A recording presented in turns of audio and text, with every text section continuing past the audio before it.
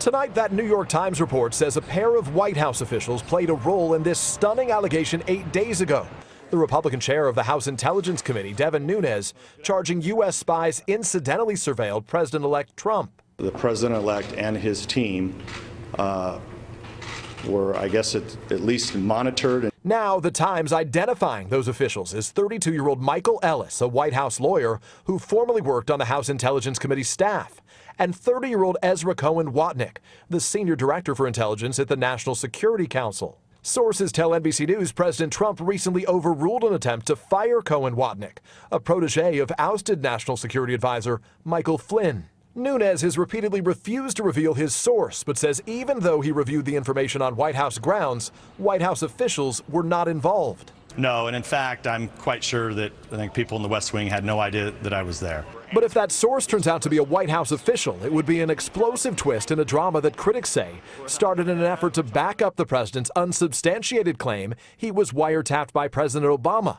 Last Wednesday, Nunes comes under fire when he shares the new information, not with his committee colleagues, but with the press and the president, who said he felt vindicated. I somewhat do. I must tell you, I somewhat do. Then Thursday, spokesman Sean Spicer dismisses suggestions Nunes got his information from the White House. I don't know why he would come up to brief the president on something that we gave him. So I'm not aware of it, but it doesn't really pass the smell test. But today, Spicer deflecting questions about the report. I'm not going to get into any further details on this. Instead, announcing this letter inviting the bipartisan leaders of the intelligence committees to review newly discovered evidence that may show information collected about Americans was mishandled or leaked. We are willing to provide them with the information that we have, the materials that we have come across.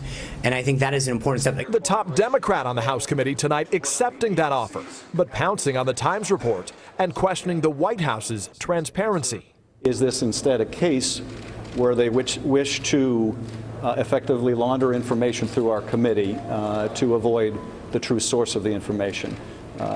That question the White House really needs to answer. With the House committee paralyzed by politics, the Senate panel today hosting its first Russia hearing and taking a shot at its House colleagues. The Vice Chairman and I realize that if we politicize this process, our efforts will likely fail. Tonight, a former top White House official tells NBC News whoever originally accessed the intelligence reports shown to Chairman Nunes must have been an insider here at the National Security Council because no one else, they say, would have had access to those secure computers. Lester? Peter Alexander, a lot to chew on. Thanks. Let's bring in our political director, the moderator of Meet the Press, Chuck Todd. Chuck, these new revelations from the New York Times, one report. If in fact the White House was involved in secretly giving this information to Nunes, what's the fallout? Look, the fallout is big. I mean, this is a classic case where is the cover-up worse than the crime itself, although what's being investigated obviously is very serious here. But the fact of the matter is this would be an indication that the White House is now interfering with an investigation. And the fact is, it is amazing that the White House essentially now is being consumed by this Russia story, and perhaps the president himself, because at the end of the day, this sort of consuming by the Russia story led to the president's tweet, which then in turn created a series of events that is essentially unraveled on the White House. It got the director of the FBI to not only push back on the accusation, but then confirm that there's an investigation. It has undone the House investigation. It has probably permanently poisoned Devin Nunes' ability to help conduct an investigation, somebody that was once a White House ally. And now they're in a situation where their own credibility is being called into question on everything.